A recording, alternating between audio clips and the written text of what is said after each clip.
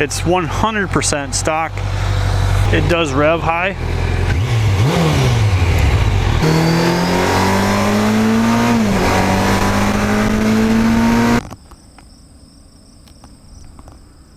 I didn't do that. Minnesota Nice right there. There she goes.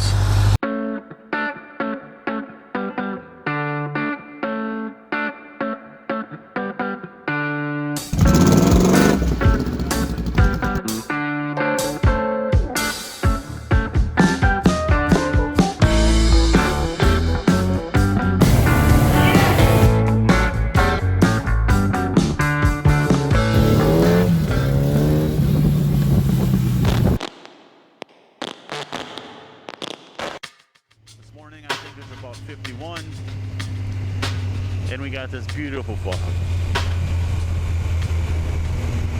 All right, enough with the weather report. Let's move on. So, why did I pick a 2006 Kawasaki Concours? Well, to be honest, it wasn't on my list of bikes to ever own. It came up for a couple of reasons. One, I wanted to buy a bike that was ride ready. There aren't too many bikes in our corral that have 2 seats, and I thought it would be fun to be able to take chase outs on a spur of the moment. We could hop on the bike, go for an evening ride, go get an ice cream, you know, just something to be able to do. So it had to suit 2 specific needs. One, it needed to have 2 seats, and 2, it needed to be ride ready, not something that, oh, this is a great deal, let's buy it and we'll fix it up, because this year has been an extremely hard year to do anything in the garage. So that's how we obtained this, and we weren't looking for this specifically at first. Let me explain that. I had mentioned before that I've always wanted to have possibly like an older Goldwing or some type of road cruiser like that. And so that's what we initially started looking for. But as you can expect, a lot of those are either overpriced for what they were, or they needed to be repaired, and that wasn't what we wanted to do. So I made the huge mistake of increasing, unknowingly to my wife, the budget of bikes we were looking for. We normally look at bikes that are like $100 to $1,500. That way we can maybe negotiate the price down to $1,000. And we've never paid more than $1,000 for any of the bikes that we've had in the garage up until this point. Now, I increased this to $2,500, to $3,500, to $4,000, to $4,500. Eventually, we got to bikes where when you increase your range to that amount, you get a wide variety of bikes to choose from. And so that opened up my eyes to, you know, Yamaha FGR, Honda ST, BMW K bikes. And then, of course, every once in a while, one of these would pop in. And a lot of you would think, yeah, this is a pretty ugly bike. They should have refined it. And I agree, they should have made some changes to this bike over the years, but I think you can look at this bike in 2002 and in 2007, and it's going to look identical. I think the only thing that changed was the stock paint that they offered it in. I could be completely wrong about that. And if you're looking for a review on a bike that gives you all the stats and statistics of the bike, you're not going to get that here. What you're going to get is, how does it ride, how does it feel, what do I think, my opinions. That's what you're going to get. So if you made it this far, you're like, God, he hasn't said anything about how fast it goes, and what the engine size is, how big the brakes are, what kind of shocks it has. But I'm not gonna do that, except for 2 things. One, this does have the bases of the Ninja engine, so it does have a really robust, high horsepower, high output engine in it. It's got a motor. It's got a 150 horsepower motor, which is unbelievable. I'm not sure I'm tapping into all of that when we go. And it has an enormous gas tank. It claims it has over a 7-gallon tank. I have never pushed it to that limit. I usually get gas on the trip says 200, or you start getting worried that the E, it starts to appear at that moment. The needle's usually in the E around 200. And then you get gas and it's usually around 4 gallons. So I'm not sure why the range is like that, but That's what we get. So, on to the story.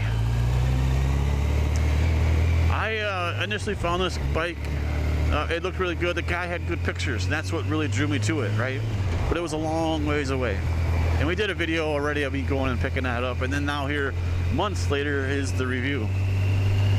But he wanted $4,000. We agreed on I'll come and look at it price at $3,200 because it was 4 hours away.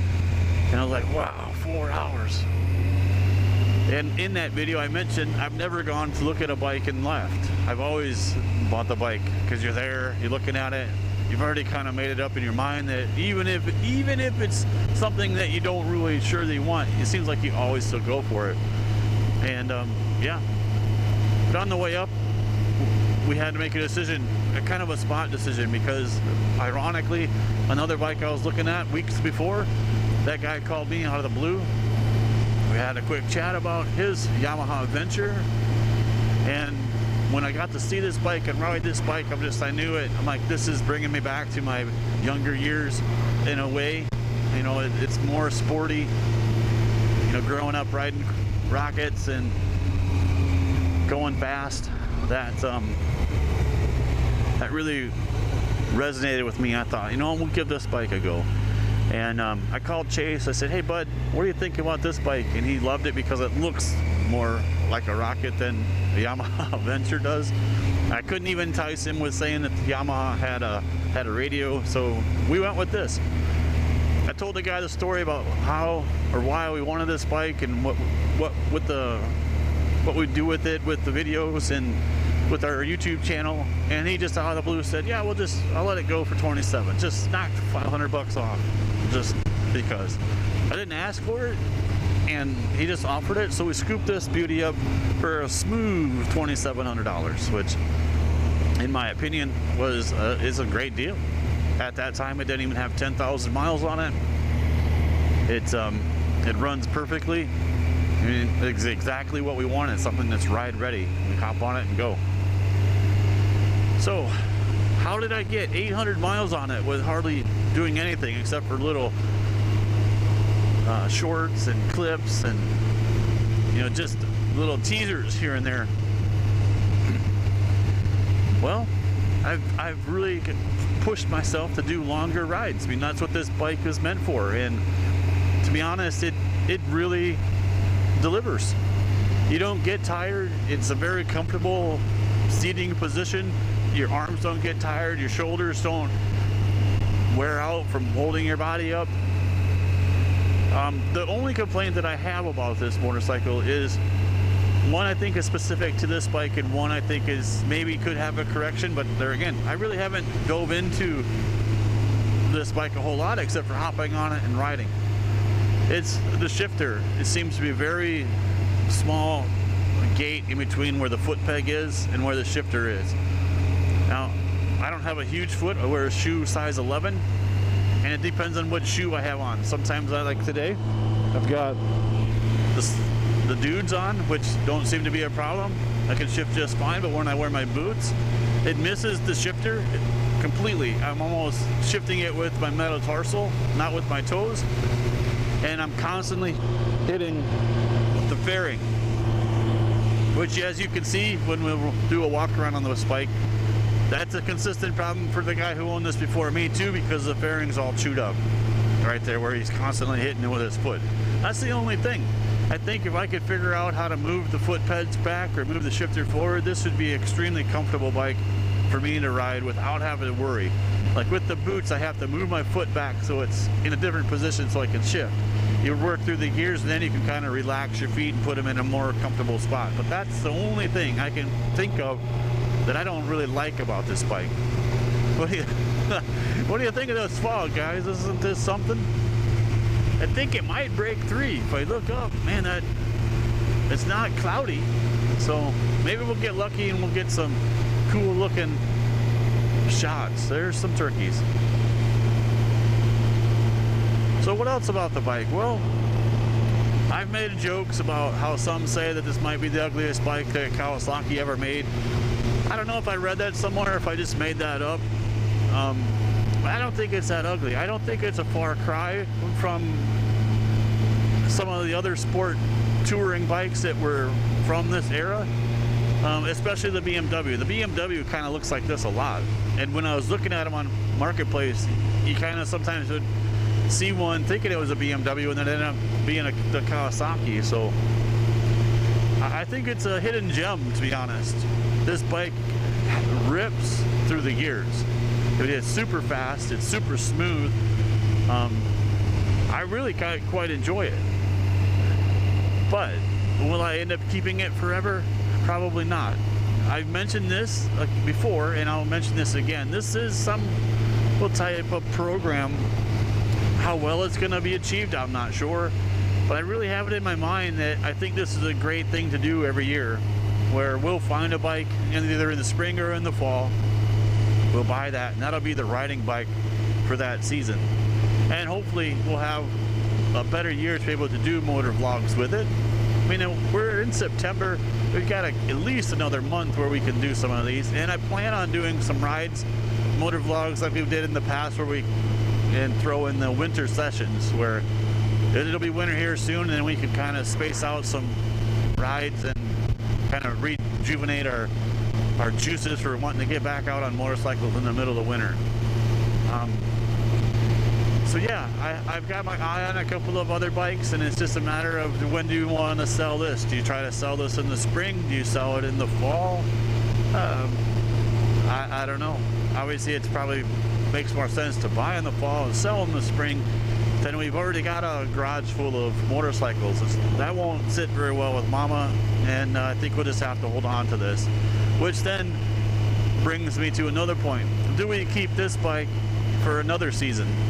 Since we really didn't showcase it a lot, we got to enjoy it, but we didn't really video it that much.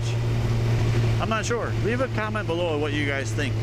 The bike I'm trying to chase to replace this one is a VFR, and I've been looking at a couple, and well, let me know what you think. Do you want me to continue to ride this one next year, or should we go after a VFR? All right, so that's starting to shape up over there. About got a raccoon. I think they did a pretty good job. I love the color. But what I will say is they could have maybe done a little bit different with the bags. Maybe if they made them a little bit more racy like the front, maybe color match the bike instead of making it look like a generic piece of luggage. That might have improved the look. Maybe that's what people didn't like about it. But I think it's pretty well put together. That the guy claimed that it came with that tank bra. I'm not sure that it did. I think it's been on there the entire time. It's marked as Concours on it. It's stamped in it. He put deer whistles on it. It's got dual brakes in the front, dual double piston brakes, which, you know, they're again kind of built for performance. All right, guys. So as we head for home, leave me a comment. Let me know what you think of this guy.